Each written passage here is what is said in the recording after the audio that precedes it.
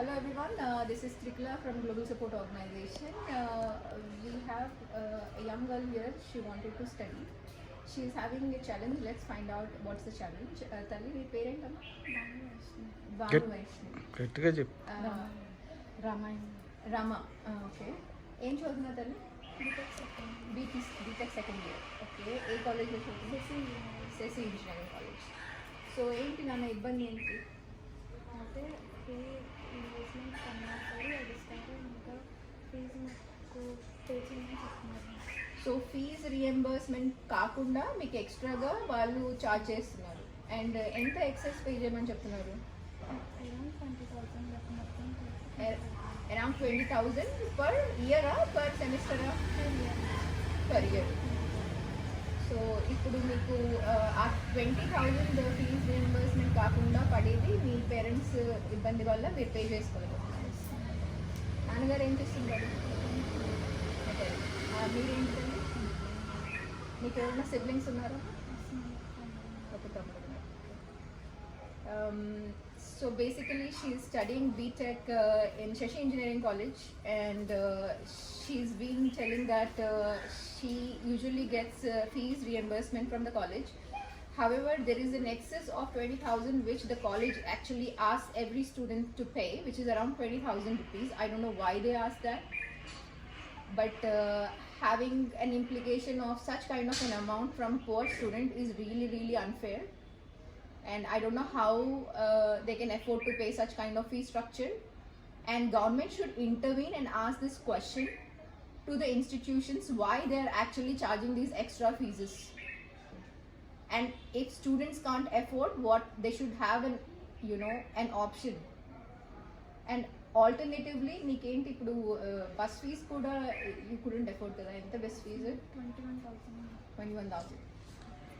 So she also has a bus fees which she couldn't afford, which is around 21,000 rupees. So students who are from poor background, if they have to bear college fees which is excess than the government reimbursement fees, which is around 20,000 rupees, and if she has to pay another 21,000, where your father is mechanic. Her father is a mechanic, her mother is a housewife. She also has a brother who is also doing a BTech. I really want to understand how a student can actually afford to pay this kind of a fee structure, especially when they are from such kind of a poor background. And right now, she does not have an option apart from paying the fees within next 1 month's time. Within 1 month she has to pay around 20,000 because she cannot afford the bus, so she discontinued taking the bus right now. Ella travel chestunda? She is traveling by local RTC bus because she could not afford the college bus. And right now the fee structure that she needs to pay at the college within 1 month is around 20,000 rupees. And their parents are struggling, and she has a little worry about her examinations because they also said if these fees are not paid, ఏమని చెప్పారు? Hall ticket ఇవ్వరు and placements కూడా ఉండవని చెప్పారా? So they also threatened the students that if they don't pay this kind of college fees, they threatened them that they won't be able to get the hall ticket, and they also won't be able to get a placement. Now, as an educational institution, threatening students is really wrong, I believe. And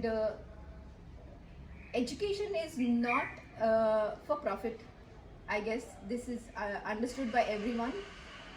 And right now, educational institutions are quite being commercial, and they have to rethink about what they are telling to the students, how they are actually, pressurizing the students. They have to actually think about all those lines and behave accordingly. And right now the student needs around 20,000 rupees. If anybody would like to contribute around 20,000 rupees within next 1 month, it will be a great help. Thank you so much. If anybody have any questions, or if anybody would like to give a feedback or something like this, and I would like to also bring this to the knowledge of the government, that educational institutes are actually charging excess than what you are reimbursing.